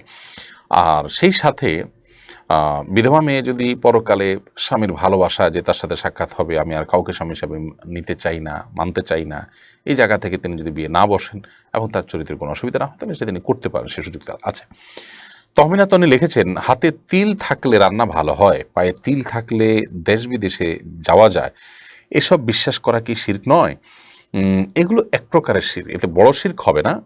এই জাতীয় বিষয়, এটা থাকলে এটা হয়, এটার প্রভাব আছে, এটার মধ্যে এই কার্যকারিতা আছে, বা এটা থাকলে এই ভাগ্যকে ইন্ডিকেট করে, এই জাতীয় বিষয়গুলো ভুল ধারণা, নিছকই ভুল ধারণা এবং কুসংস্কারাচ্ছন্ন বিশ্বাস। এগুলোর কোনো ভিত্তি ইসলামী শরীয়তে নেই এবং এটি বাস্তব ভিত্তিক নয়। আমরা আব্দুল আজিজ লিখেছেন, মৃত ব্যক্তির কপালে চুমু খাওয়া যাবে কিনা? মৃত ব্যক্তির কপালে চুমু খাওয়া জায়েজ আছে। নবী করিম সাল্লাল্লাহু আলাইহি ওয়াসাল্লামের কপালে আবু বকর সিদ্দিক রাদিয়াল্লাহু তাআলা চুমু এঁকে দিয়েছেন, সেখান থেকে বোঝা যায় যে এটি নাজায়েজ বা হারাম কাজ নয়। তবে পুরুষদের, মেয়েদের কপালে চুমু খাবেন, অথবা মাহারাম হলে তারা পরস্পরের কপালে চুমু খেতে পারেন। আসাদুল্লাহ মাহমুদি আপনি লিখেছেন, আহলে কোরআনের পরিচয় কি? তাদের ইতিহাস কোথা থেকে শুরু? আহলে কোরআন বলতে যারা নিজেদেরকে দাবি করছে আজকাল, এরা মূলত মুনকেরে হাদিস বা হাদিস অস্বীকারী। আর এই লোকগুলোর সূচনা, শুরু অনেক আগে থেকেই হয়েছে। মিশরে তাদের উত্থান এবং তাদের ক্রমবিকাশ হয়েছে সবচেয়ে বেশি, এবং আজও পৃথিবীর বিভিন্ন প্রান্তরে এই হাদিস অস্বীকারী মানুষদেরকে পাওয়া যায়। বাংলাদেশেও দুঃখজনকভাবে তাদের কর্মতৎপরতা দেখা যায়। এরা দিন শেষে ইসলামকে মূলত সন্দেহের মধ্যে ফেলে দিতে চায়, ইসলাম থেকে আপনার মানুষকে দূরে সরাবার ষড়যন্ত্র হিসাবে মূলত এই কাজটি প্রচলিত, যদিও কেউ বিভ্রান্তির কারণে না বুঝে তারা হাদিস অস্বীকার করছেন বা এই বিভ্রান্ত ফেরকার দলভুক্ত হচ্ছেন। ইসরাত জাহান লিখেছেন, জোহরের আউয়াল ওয়াক্তে নামাজ শুরু করে নামাজ চলাকালীন আজান দিলে তখন আজানের জবাব দিতে পারি না, এক্ষেত্রে কি করতে পারি? আউয়াল ওয়াক্তে নামাজ শুরু করার কারণে আজানের জবাব দিতে পারে না, তাহলে আজানের জবাব দিয়ে তারপর শুরু করবেন। আউয়াল ওয়াক্ত মানে তো এই না যে একেবারে কাটা সেকেন্ড মিনিট হিসাব করে আপনি দিবেন। আজান শুরু হয়েছে, আজান দিয়ে জবাব দিবেন, এরপর আপনি নামাজ পড়বেন, সেটি হলো সবচেয়ে উত্তম। আপনার দুইটাই আপনি একসাথে লাভ করতে পারবেন এর মাধ্যমে। নিশাত হাসান লিখেছেন, আমাদের এখানে কিছু কিছু মসজিদে নামাজের প্রথম কাতারে ইমাম সাহেব দাঁড়িয়ে নামাজ পড়ান, দ্বিতীয় কাতারে মুসল্লিরা দাঁড়ান, এ সম্পর্কে কিছু বলবেন? আপনি সম্ভবত বোঝাতে চেয়েছেন যে মেহরাব ছেড়ে প্রথম কাতারে দাঁড়িয়েছেন, কোনো অসুবিধা নেই। প্রথম কাতারে ইমাম সাহেব দাঁড়ালেন, পরের কাতার থেকে দ্বিতীয় কাতার থেকে নামাজ হলো, বা দু চারটা কাতার রেখে তারপর নামাজ হলো, কোনো অসুবিধা নেই। এর কারণে নামাজ হবে না বা নামাজ মাকরু হবে, ব্যাপারটা সেরকম নয়। মেহরাবেই ইমামকে দাঁড়াতে হবে এমনটি বাধ্যবাধক বিষয় নয়। মেহেদী হাসান লিখেছেন, নামাজের সময় হাঁচি আসলে আলহামদুলিল্লাহ বলতে হবে কিনা? নামাজের সময় যখন হাঁচি আসবে তখন আমরা আলহামদুলিল্লাহ বলতে হবে না, বরং নামাজের মধ্যে আমাদের যে আমল প্রচলিত আছে সেটাকে আমরা অব্যাহত রাখবো। প্রিয় দর্শক, দেখতে দেখতে আমাদের অনুষ্ঠানটি ঠিক মাঝামাঝি পর্যায়ে এসে পৌঁছেছে, বিধায় আমরা ছোট্ট একটি বিরতিতে যাচ্ছি, যেটা সামান্য কয়েক সেকেন্ডের। আশা করছি বিরতির পর আবার আমাদের সঙ্গে আপনারা থাকবেন। সুন্নাহ ফাউন্ডেশন মসজিদ কমপ্লেক্স ও ইসলামিক সেন্টার একটি লালিত স্বপ্ন। ইনশাআল্লাহ শিক্ষা, সেবা ও দাওয়া সহ ফাউন্ডেশনের বহুবিধ কার্যক্রমের কেন্দ্র হবে এই কমপ্লেক্স। ঢাকার নতুন বাজারের অদূরে কেনা জমিতে শীঘ্রই নির্মাণ কাজ শুরু হবে ইনশাআল্লাহ। সাদাকায়ে জারিয়ামূলক এই প্রকল্পে শরীক হতে পারেন আপনিও। সুন্নাহ ফাউন্ডেশন অসহায় দরিদ্রদের দারিদ্র্য দূরীকরণ ও স্বাবলম্বীকরণের লক্ষ্যে সুন্নাহ ফাউন্ডেশন পরিচালনা করছে স্বাবলম্বীকরণ প্রকল্প। স্বাবলম্বীকরণ প্রকল্পের আওতায় এ যাবৎ প্রায় ৩,০০০ মানুষকে প্রশিক্ষণ ও স্বাবলম্বীকরণ উপকরণ প্রদান করা হয়েছে। আপনার জাকাতের অর্থে স্বাবলম্বী হতে পারে অসহায় দরিদ্র মানুষ। সুন্নাহ ফাউন্ডেশনের জাকাত তহবিলে জাকাত পাঠাতে ভিজিট করুন www.asunnahfoundation.org/donate/zakat। প্রিয় দর্শক, বিরতির পর আবারও আপনাদেরকে স্বাগতম জানাচ্ছি। আমরা এর আগে মেহেদী হাসান ভাইয়ের প্রশ্নের উত্তর দিয়েছি।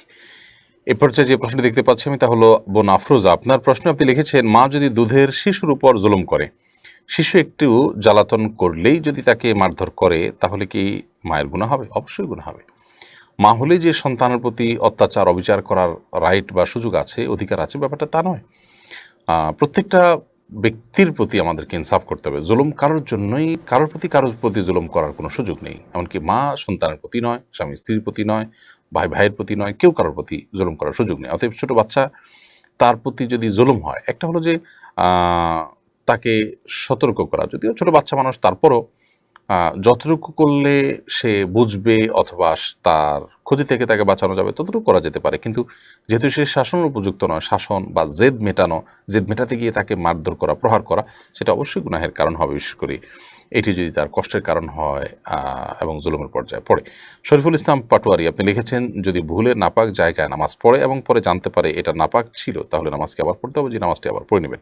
তুলির রহমান, আপনি লিখেছেন, 4 রাকাত সুন্নাত নামাজ পড়ার জন্য আগে থেকে সূরা নির্ধারণ করে রাখা যাবে কিনা? প্রশ্নটি ঠিক পরিষ্কার না যে আপনি সুন্নাত আগে থেকে সূরা নির্ধারণ করে রাখা বলতে কি বুঝিয়েছেন আপনি? সূরা ফাতিহা তো পড়বেনই, তার সাথে অন্য সূরা মিলাবেন। আপনি কোনো নামাজে বিশেষ কোনো সূরা পড়তে পারেন, কিন্তু যদি আপনি নির্ধারণ করে রাখেন যে এই সূরা ছাড়া আমি কোনোটাই পড়বো না, ফিক্স করে রাখেন, তাহলে অনেক ইমামদের মতে সেটি মাকরুহ, আগে থেকে এরকম ফিক্স করেই রাখলে। আর যদি ব্যাপারটা এরকম হয় যে না, আপনার এই সূরাটা ভালো লাগে সেজন্য আপনি তেলাওয়াত করেন, এর মর্মের কারণে এটা আপনি বেশি বেশি পড়েন, আর ওটা ফিক্স করে রাখাও নয়, বরং আপনি বেশি পড়েন, বা কোনো বিশেষ নামাজে নবী সাল্লাল্লাহু আলাইহি ওয়াসাল্লাম কোনো সূরা পড়ছেন সেজন্য আপনি এটা পড়ছেন, তাহলে তো সেটি অবশ্যই জায়েজ। মোহাম্মদ সাহেব লিখেছেন, নামাজের আগে যদি কিছু খাই, তা যদি কিছু অংশ মুখের ভিতর রয়ে যায় এবং তা যদি নামাজ চলা অবস্থায় গিলে ফেলি, তাতে কি নামাজের কোনো সমস্যা হবে? নামাজের মধ্যে যদি আপনি গিলে ফেলে এবং সেটার পরিমাণটা যদি বেশি হয়, একটা বুট বা চনা এই টাইপের যদি হয় এবং এটা যদি আপনি গিলেন, তাহলে সেক্ষেত্রে আপনার অবশ্যই নামাজ হবে না। সাদিকুর রহমান সিয়াম, আপনি লিখেছেন, অনেকে বলে সূরা কাহাফ নাকি জুমার আগে পড়তে হয়, জুমার নামাজের পরে পড়লে নাকি পাপ হয়, আর সূরা কাহাফের ফজিলতটা একটু বলবেন? জুমার আগে পড়তে হয়, জুমার পরে পড়লে পাপ হয়, এরকম কোনো কথা কোন হাদিসের আলোকে প্রমাণিত নয়, বরং এটি মনে করা কথা। আমাদেরকে এ বিষয়ে সতর্ক থাকতে হবে, কোন হাদিসের নামে যেন আমরা মনে করা কোনো কথা না বলি। বরং জুমার দিন যে কোনো সময় সূর্য অস্ত যাওয়ার আগ পর্যন্ত যে কোনো সময় সূরা কাফ পড়লেই আপনার সালাত হয়ে যাবে। সূরা ফাতিহা পাঠের যে ফজিলত সেটি আদায় হবে ইনশাআল্লাহ তাআলা। বিধায় সেটি আমাদেরকে করতে হবে। এর পাশাপাশি যেটা আমাদেরকে মনে রাখতে হবে যে সূরা কাহাফ এটি নবী করিম সাল্লাল্লাহু আলাইহি ওয়াসাল্লামের প্রতি আপনার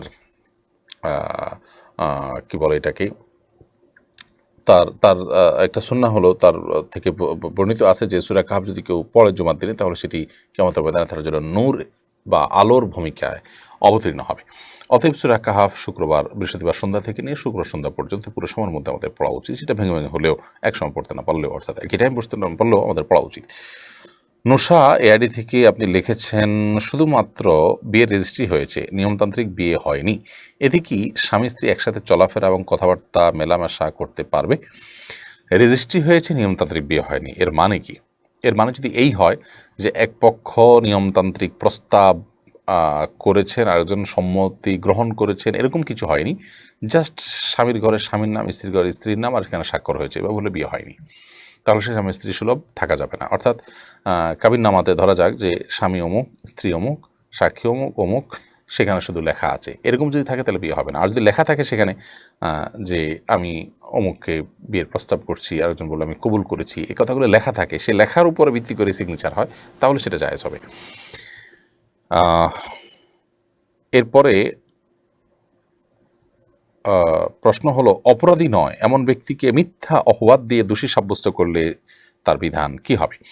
দেখুন, কোনো ব্যক্তি অপরাধী নয়, দোষী নয়, তাকে যদি আপনি দোষী সাব্যস্ত করেন, তাকে যদি আপনি অপরাধী সাব্যস্ত করেন, বা তার নামে মিথ্যা অপবাদ দিয়ে তাকে যদি আপনি দোষী হিসাবে সমাজের মানুষের কাছে প্রতিষ্ঠিত করান, পরিচিত করান, কিংবা তার প্রতি জুলুমমূলক বিচার করেন, তাহলে সেক্ষেত্রে অবশ্যই এটা ভয়াবহ অপরাধের কথা, এবং এ ধরনের অপরাধ আল্লাহ সুবহানাহু ওয়া তাআলা নিজেও মাফ করবেন না কিয়ামতের ময়দানে। সংশ্লিষ্ট ব্যক্তি যার প্রতি আপনি জুলুম করেছেন, সেই ব্যক্তি ঠিকই আল্লাহর রাব্বুল কাছে জুলুমের বিচার চাইবেন এবং আল্লাহ সুবহানাহু ওয়া তাআলা সে বিচার করবেন। বিধায় মানুষের প্রতি জুলুম এটা এত ভয়াবহ বিষয় যে নবী করিম সাল্লাল্লাহু আলাইহি ওয়াসাল্লাম বলেছেন, মৃত্যুর আগে আগে, সেদিন আসার আগে আগে তোমরা নিজেদের পারস্পরিক জুলুমগুলোকে তোমরা মিটিয়ে নাও, চুকিয়ে নাও, সেই মামলাগুলোকে যেগুলো পরস্পর করেছো।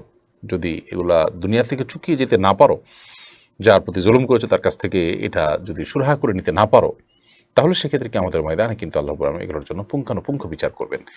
আল্লাহ রাব্বুল আলামিন এই ধরনের জুলুম থেকে, এই ধরনের ভয়াবহ অপরাধ থেকে আমাদেরকে বেঁচে থাকার তৌফিক দান করুন। নিরপরাধ মানুষদেরকে দোষী সাব্যস্ত করার জন্য যদি কোনো গণমাধ্যমের কর্মী কোনো বিশেষ স্বার্থে বা আপনার অনুরাগ বিরাগের বশবর্তী হয়ে কোনো মানুষকে আপনার দোষী সাব্যস্ত করার হীনচেষ্টা করে বা এরকম কোনো কাজ করে, কোনো পুলিশ সদস্য তিনি যদি করেন, কোনো বিচারক যদি করেন, কোনো পলিটিশিয়ান যদি করেন, সবার ক্ষেত্রে একই কথা প্রযোজ্য।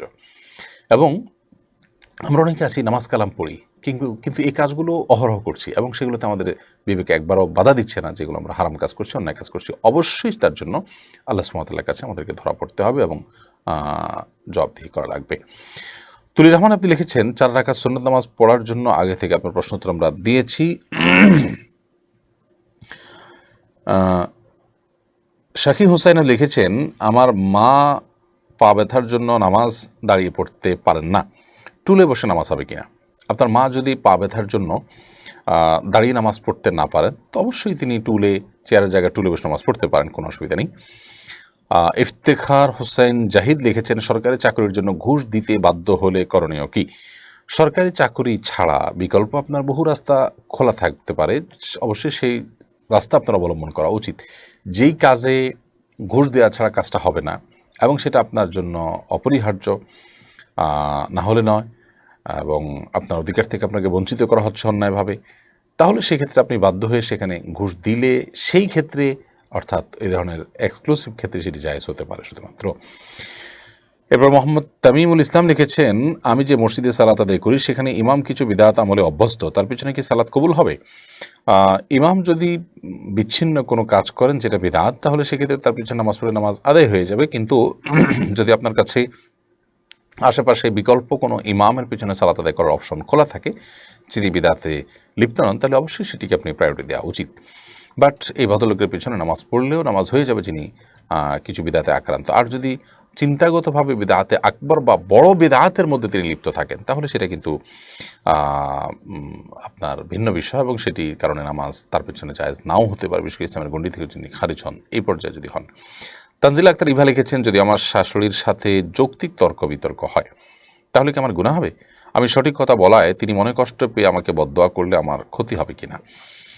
দেখুন, যথাসম্ভব এই সমস্ত ক্ষেত্রে আমরা যেটি বলছিলাম যে সমন্বয় করতে হবে, এবং বিনয়ের সাথে কোনো তর্ক করার প্রয়োজন হলে করতে হবে, দ্বিমত করতে হবে। আপনি সুন্দরভাবেই করেছেন, তর্ক হয়ে গেছে হয়তো, বাট আদব লেহাজ বজায় রেখে করেছেন, তাহলে তিনি অন্যায়ভাবে যদি আপনার প্রতি বদদোয়া করেন তাহলে ইনশাআল্লাহ আপনার ক্ষতি হবে না। কিন্তু যথাসম্ভব মুরব্বী হিসাবে মা বাবার মতো শ্রদ্ধা করার যে দায়িত্বশীলতা, সেই জায়গা থেকে আপনার উচিত হবে চেষ্টা করা, যাতে করে তার প্রতি কোনো অবিচার না হয় এবং তার সাথে বেয়াদবি না হয়, সেদিকটা আমাদের খেয়াল করতে হবে। ইউসুফ হোসেন আপনি লিখেছেন, আমি ভুলবশত কান ছিদ্র করেছিলাম, এতে করে কি আমার নামাজ বা অন্য আমলের কোনো ক্ষতি হবে? আপনি যদি ইচ্ছাকৃতভাবে এই কাজটি করেন তাহলে ভিন্ন কথা, পুরুষের জন্য এটা জায়েজ নয়। আপনার যদি আপনি ভুলে করেন তাহলে ইনশাআল্লাহ যেহেতু ইচ্ছাকৃত হয়নি, গুনাহ হবে না আশা করছি। প্রিয় দর্শক, ছোট্ট একটি বিরতিতে আমরা যাচ্ছি, কয়েক সেকেন্ডের বিরতির পর ইনশাআল্লাহ আবার আমরা ফিরে আসছি। আশা করছি আমাদের সঙ্গেই থাকবেন। অসহায় দরিদ্রদের দারিদ্র্য দূরীকরণ ও স্বাবলম্বীকরণের লক্ষ্যে আসুন্নাহ ফাউন্ডেশন পরিচালনা করছে স্বাবলম্বীকরণ প্রকল্প। স্বাবলম্বীকরণ প্রকল্পের আওতায় এ যাবৎ প্রায় ৩,০০০ মানুষকে প্রশিক্ষণ ও স্বাবলম্বীকরণ উপকরণ প্রদান করা হয়েছে। আপনার জাকাতের অর্থে স্বাবলম্বী হতে পারে অসহায় দরিদ্র মানুষ। আসুন্নাহ ফাউন্ডেশনের জাকাত তহবিলে জাকাত পাঠাতে ভিজিট করুন www.asunnahfoundation.org/donate/জাকাত। কমপ্লেক্স ও ইসলামিক সেন্টার, একটি লালিত স্বপ্ন। ইনশাআল্লাহ শিক্ষা, সেবা ও দাওয়া সহ ফাউন্ডেশনের বহুবিধ কার্যক্রমের কেন্দ্র হবে এই কমপ্লেক্স। ঢাকার নতুন বাজারের অদূরে কেনা জমিতে শীঘ্রই নির্মাণ কাজ শুরু হবে ইনশাআল্লাহ। সাদাকায়ে জারিয়ামূলক এই প্রকল্পে শরীক হতে পারেন আপনিও। আসুন্নাহ ফাউন্ডেশন মসজিদ। প্রিয় দর্শক, বিরতির পর আবারও আপনাদেরকে স্বাগতম জানাচ্ছি আমাদের সেরাই সমাধানের 192তম পর্বে। আমরা বিরতির আগে ভাই ইউসুফ আপনার প্রশ্ন উত্তর দিয়েছি। ভাই আব্দুর রহমান আপনি লিখেছেন, পানি খাওয়ার সময় দোয়া পড়বো নাকি বিসমিল্লাহ পড়বো? পানি পানের জন্য আলাদা কোনো দোয়া নেই, বরং বিসমিল্লাহ বলে আমরা পান এবং আহার শুরু করব। বিদায় বিসমিল্লাহ বলে পানি পান করলেই চলবে ইনশাআল্লাহ তাআলা। নিশাদ হাসান আপনি লিখেছেন, আমাদের এখানে কিছু মসজিদে ইমাম সাহেব মেহরাবে দাঁড়ান না, নামাজের প্রথম কাতারে দাঁড়ান।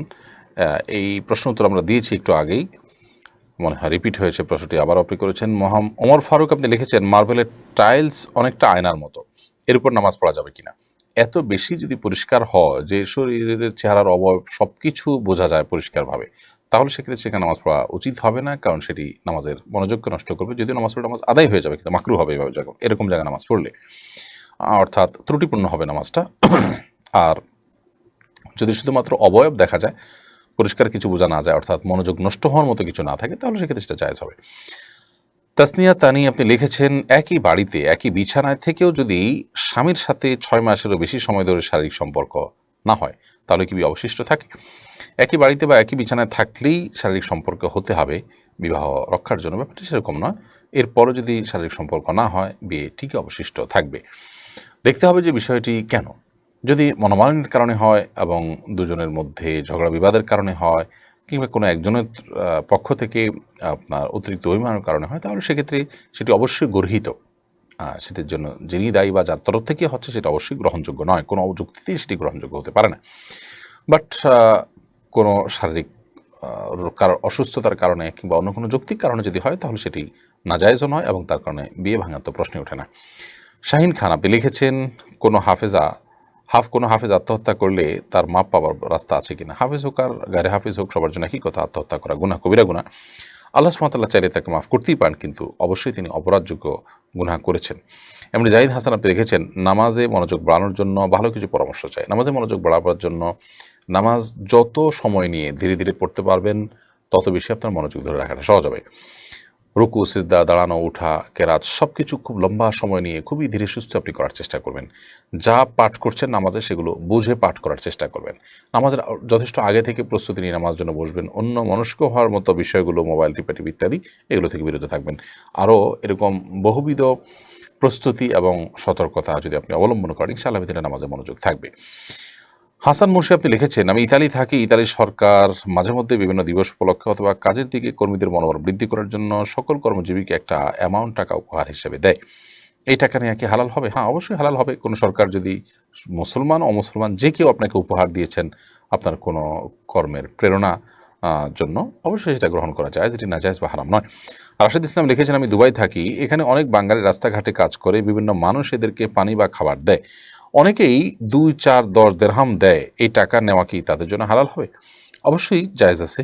আপনি কাজ করছেন, যিনি দিচ্ছেন তিনি মনে করছেন যে আপনার যা স্যালারি তা দিয়ে আপনার চলে না, বা আপনি গরিব বা কষ্টে আছেন, সেই হিসাবে আপনাকে দিচ্ছেন, কোনো অসুবিধা নেই। হ্যাঁ, যদি জাকাতের টাকা দিচ্ছে আপনি জানেন, বলে দেয়, অথবা এটা জাকাত আপনি পরিষ্কার থাকে, এমনিতেও হাদিয়াত বা সাধারণ দান হিসাবে দিলে যে কেউ নিতে পারে। জাকাত দিয়েছেন সেটা বলে দিলে বা আপনি সেটা নিশ্চিত হতে পারলে সেক্ষেত্রে আপনি জাকাতের হকদার না হলে অ্যাভয়েড করবেন, আর যদি হকদার হন তাহলে আপনি নিতে পারেন। HM শাওন আপনি লিখেছেন যমজ সন্তান লাভের কি কোনো আমল আছে? জানাবেন আশা করি। যমজ সন্তান লাভের জন্য বিশেষ কোনো দোয়া বা আমল আছে বলে আমার জানা নেই, তবে একজন মানুষ আল্লাহ সুবহানাহু ওয়া তাআলার কাছে নেক সন্তান আশা করবেন, চক্ষু শীতলকারী সন্তানের জন্য আল্লাহ তাআলার কাছে দোয়া করবেন। সেটা যমজ সন্তান দিয়ে যেমন হতে পারে, সিঙ্গেল সন্তান দিয়ে আল্লাহ তাআলা দিতে পারেন, ছেলে দিয়ে দিতে পারেন, মেয়ে দিতে পারেন। আলাদা করে কোনো প্যাকেজ নির্ধারণ করে আল্লাহ তাআলার কাছে দোয়া করা, এটা আসলে আমাদের জন্য বেশিরভাগ ক্ষেত্রে কল্যাণকর বা যৌক্তিক দোয়া নয়। কারণ হলো আমি তো জানি না যে এর মধ্যে আমার জন্য কল্যাণ আছে কিনা। এই জন্য আল্লাহ সুবহানাহু ওয়া তাআলাকে নির্দিষ্ট ফরম্যাট ঠিক করে দিয়ে আমি চাওয়া যে আল্লাহ আমি এটা চাই আপনার কাছে, এইভাবে চাই, সেটা একরকম। দোয়ার যে আদব আছে, দোয়ার যে আপনার সেটা কিন্তু আপনার জায়েজ হবে না এবং সেটা অনুচিত হবে, যেহেতু আপনি আল্লাহ সুবহানাহু ওয়া তাআলাকে কোনো একটা ফরম্যাটের মধ্যে ফিক্স করে দিচ্ছেন ব্যাপারটা সেরকম।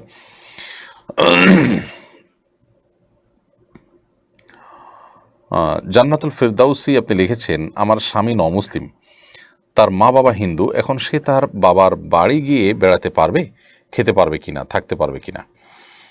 আপনার স্বামী নমুসলিম এবং তার বাবার বাড়িতে গেলে তিনি সেখানে যদি হালাল খাবার তারা সরবরাহ করেন অবশ্যই সেটি খেতে পারেন। তাদের সাথে মিলা মেশা, উঠা বসা, তাদের খাবার খাওয়া, তাদের খাওয়ানো, এগুলো জায়েজ আছে। হারাম কিছু যদি পরিবেশন করেন সেটা ভিন্ন কথা, সেটা খাওয়া জায়েজ নয়। আপন লাবু আপনি লিখেছেন মৃত ব্যক্তির জন্য দান করলে দানকারীর কোনো সওয়াব হবে কিনা? মৃত ব্যক্তির জন্য আপনি যদি দান করেন তাহলে আপনি নিজের টাকা দান করেছেন আরেকজনের কল্যাণ করার জন্য, আল্লাহ সুবহানাহু ওয়া তাআলা আপনাকে অবশ্যই বঞ্চিত করবেন না। আপনি তো ভালো কাজ করেছেন, মৃত ব্যক্তিকে সওয়াব দান করেছেন বা সওয়াবের জন্য দান করেছেন, মানে হলো একজন মানুষকে আপনি উপকার করেছেন, মৃত ব্যক্তিকে, তো এটা ভালো কাজ করেছেন। আর ইন্নাল্লাহা লা ইউযিউ আজরা মান আহসানা ইন্নাহু লা ইউযিউ আজরা মান আহসানা আমালা, যিনি আল্লাহ সুবহানাহু ওয়া তাআলার কাছে আপনার ভালো কাজ করেন আল্লাহকে খুশি করার জন্য কোনো কিছু, তাকে আল্লাহ রাব্বুল আলামিন তার আমলকে নষ্ট করেন না। বিধায় আপনি অবশ্যই আল্লাহ তাআলার কাছে বিনিময় পাবেন, আপনি দানকারী হিসেবে। তা যে কেউ দান করুক মৃত ব্যক্তির জন্য, মৃত ব্যক্তি সওয়াব পাবেই, দানকারী আল্লাহ সুবহানাহু ওয়া তাআলার কাছে অতিরিক্ত সওয়াব পাবেন। আব্দুল মুতাকাব্বির আপনি লিখেছেন আমরা কথায় কথায় বলে ফেলি যে আমার অমুক কাজটা করা ফরজ হয়ে গেল, এভাবে বলা ঠিক হবে? এভাবে বলার মানে এইটা না যে এটা শরিয়ত যে ফরজ করেছে, কোরআন যে ফরজ করেছে সেরকম ফরজ হয়েছে। এখানে উদ্দেশ্য হয় ফরজ মানে আবশ্যক, আক্ষরিক অর্থে ফরজ বোঝানো হয়, ওই উদ্দেশ্যে বললে অসুবিধা নেই। মোহাম্মদ নূর নবী ইসলাম আপনি লিখেছেন আমি পর্নোগ্রাফি ভিডিওতে আসক্ত, আমি থেকে বাঁচতে চাই, পরামর্শ কাম্য। প্রথমত বিয়ে শাদী করার চিন্তা করেন, শুধু বিয়েতেই এটা থেকে রক্ষা পাওয়া যায় না। এটার যে উপায়গুলো আছে সেগুলো থেকে আপনি সরে আসতে হবে। কোনো প্রয়োজনে নেট এবং স্মার্টফোন এটার ব্যবহার বন্ধ করে দিতে হবে একটা সার্টেন টাইমের জন্য, এবং প্রয়োজনে আপনাকে নির্জনতা বা যে জায়গাগুলোতে এগুলো হয় সেগুলো অ্যাভয়েড করে সবসময় মানুষের কোলাহলের মধ্যে বা মানুষজনের মধ্যে আপনাকে থাকার চেষ্টা করতে হবে। সেই সাথে আল্লাহর কাছে দোয়া এবং পানাহ চাইবেন।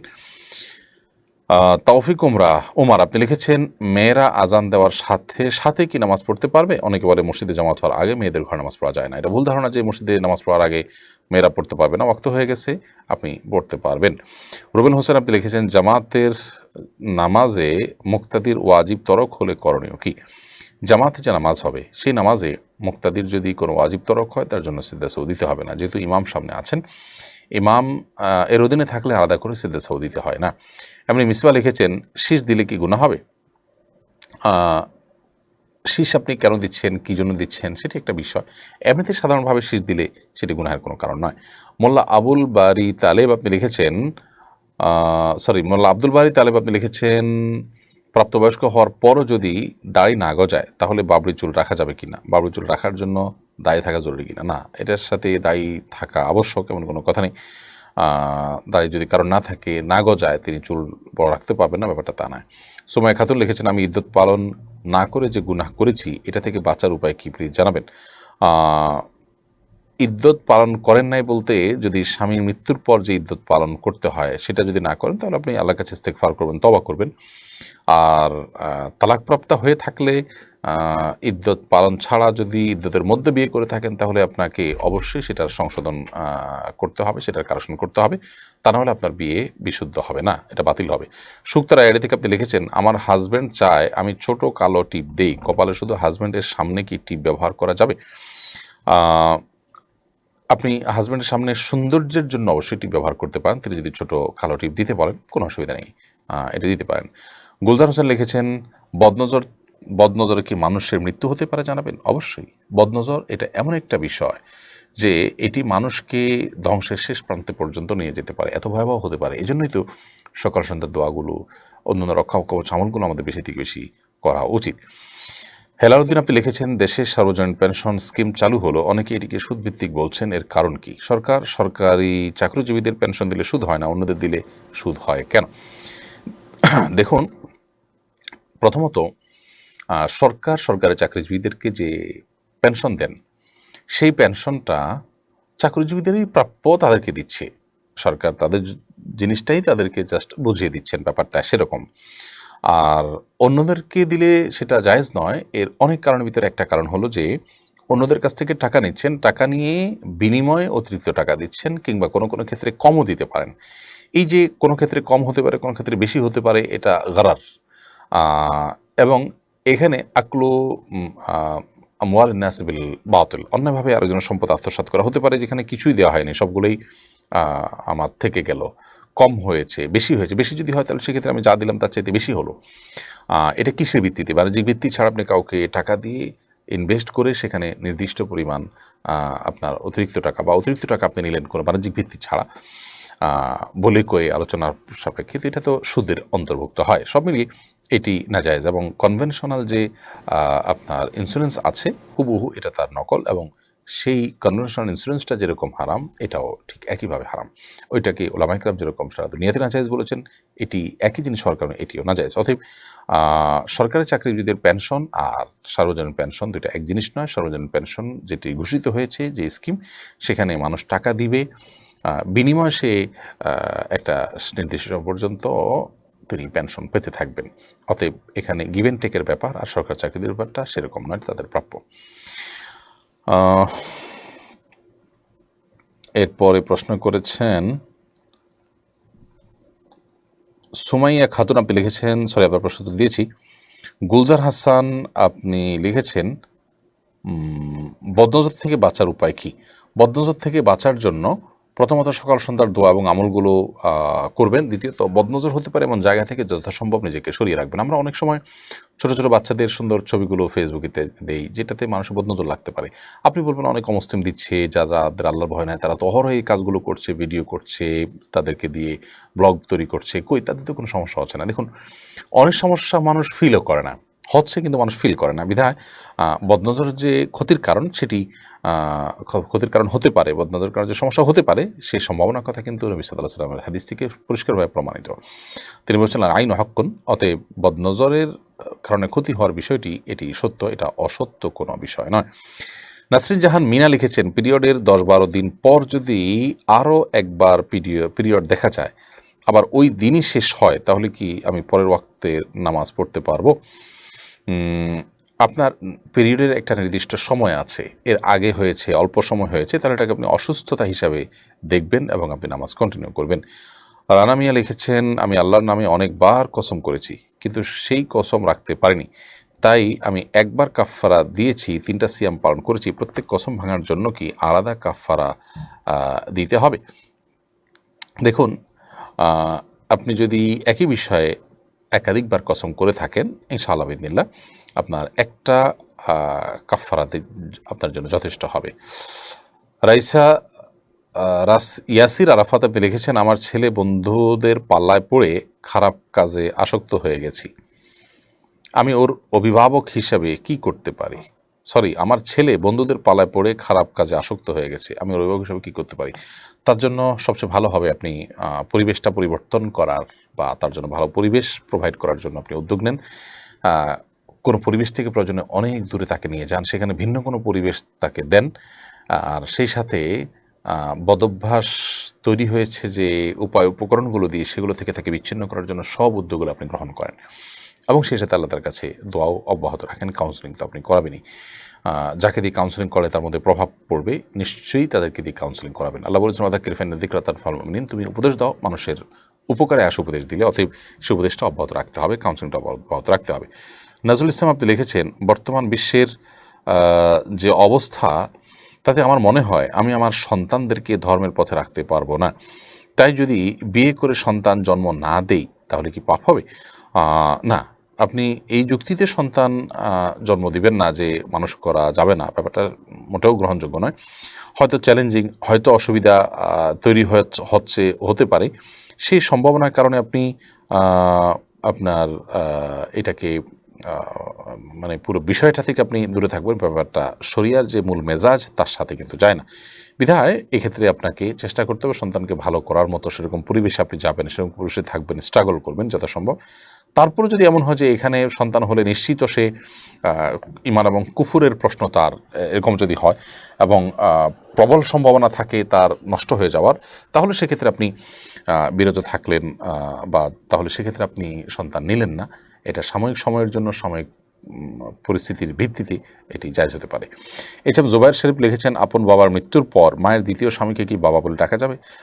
মায়ের স্বামী তিনি এক রকমের বাবা, আসল বাবা না হলেও সে অর্থে বাবা ডাকা যেতে পারে, কিন্তু বাবার জায়গায় তার নাম নয়, বরং নিজের জন্মদাতা পিতার নামে সব জায়গায় লিখতে হবে।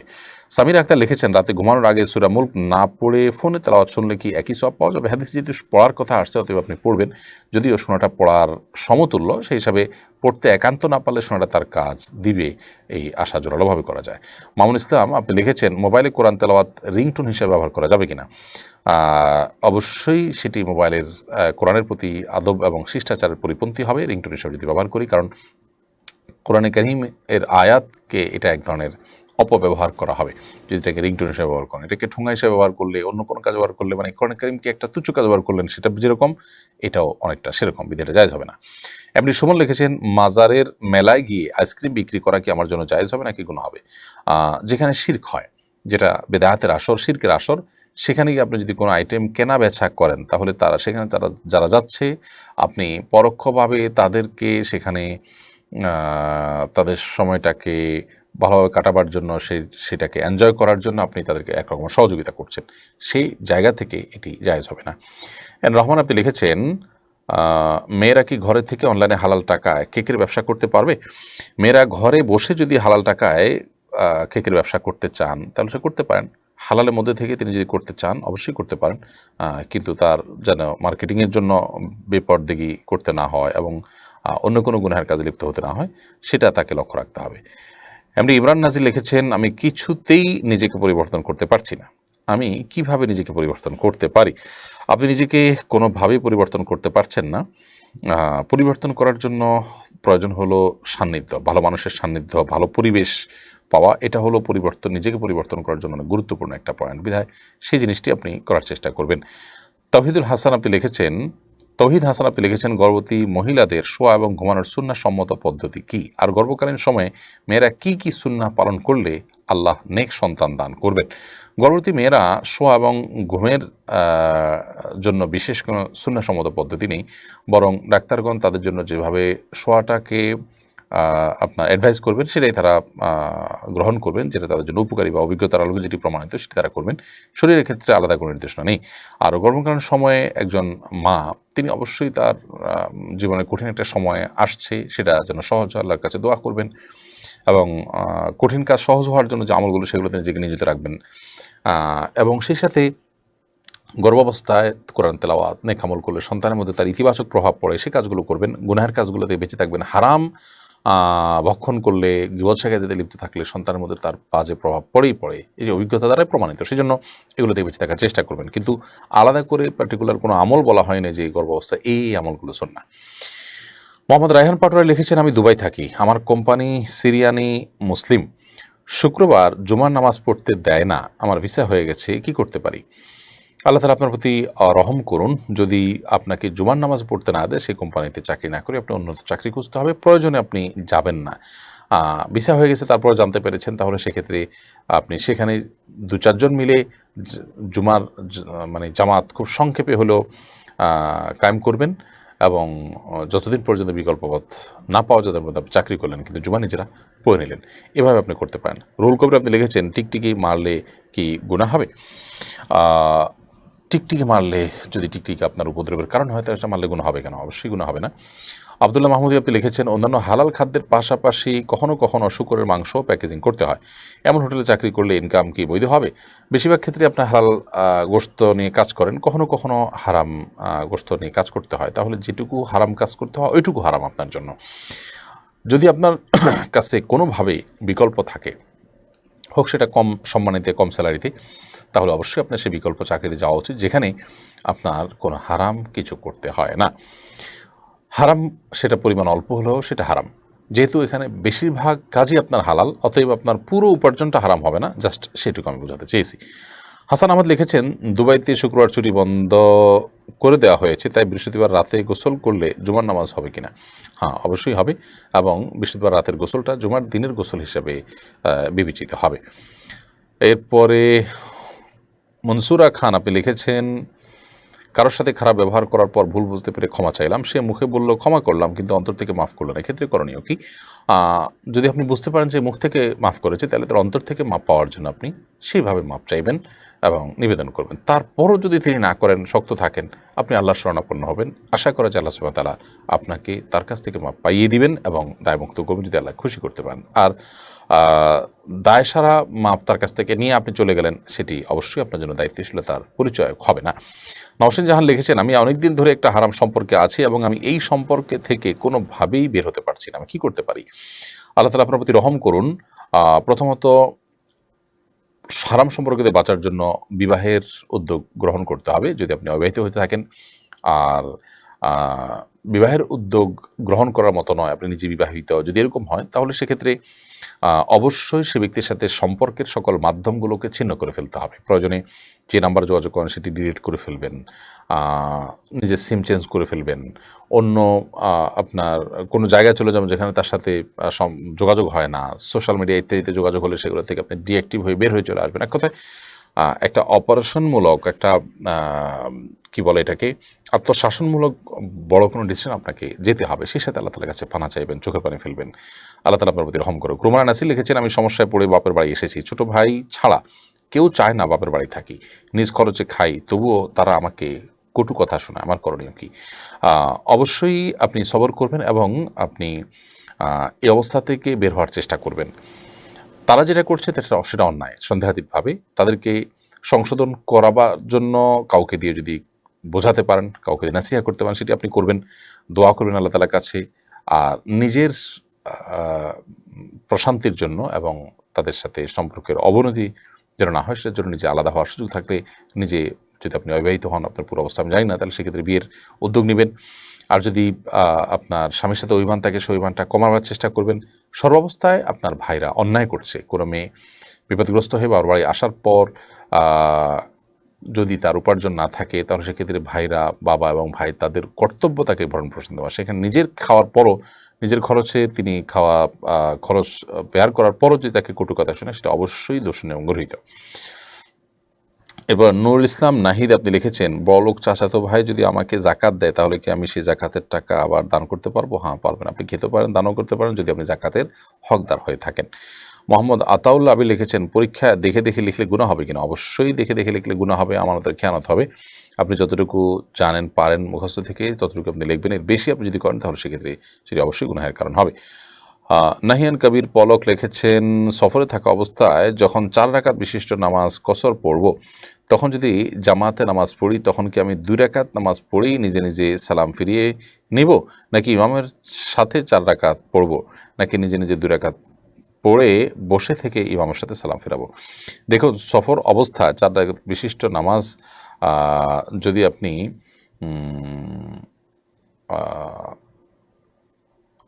4 রাকাত বিশিষ্ট নামাজ যখন আপনি পড়বেন, যদি আপনি জামাতে পড়েন আর ইমাম সাহেব স্থানীয় হয়, তাহলে অবশ্যই আপনি ইমামের সাথে 4 রাকাত পড়বেন। এছাড়া আর কোনো অপশন আপনার জন্য নেই। প্রিয় দর্শক, দেখতে দেখতে অনুষ্ঠানের একেবারে শেষ প্রান্তে আমরা চলে আসছি। এইচএসসি এবং আলিম পরীক্ষা চলমান আছে। পরীক্ষার্থীদের জন্য আমাদের শুভকামনা রইল, নেক দোয়া রইল, তারা যেন সততার সাথে নকলমুক্ত এবং অন্যের দেখাদেখি মুক্ত, কারোর কাছ থেকে বলা, কারোর কাছ থেকে দেখা ছাড়া, কারোর কাছ থেকে শোনা ছাড়া যেন আমরা পরীক্ষা দিতে পারি সততার সাথে, আমানতদারিত্বের সাথে। সে তৌফিক আল্লাহ তাআলা দান করুন এবং ভালো ফলাফল যেন আমরা করতে পারি। আল্লাহ তাআলা আমাদের পরীক্ষা বরকত দান করুন, পরীক্ষার্থীদের পরীক্ষাকে সহজ করে দিন। সে দোয়া রেখে আজকের মতো এখানে শেষ করছি। ইনশাআল্লাহ বিদিনিল্লাহ দেখা এবং কথা হবে আগামী পর্বে একই সময়। আল্লাহ তাআলা আমাদের সকলকে সে পর্যন্ত সুস্থ রাখুন, নিরাপদে রাখুন। জাযাকুমুল্লাহ খাইর। আসসালামু আলাইকুম ওয়া রাহমাতুল্লাহি ওয়া বারাকাতুহু।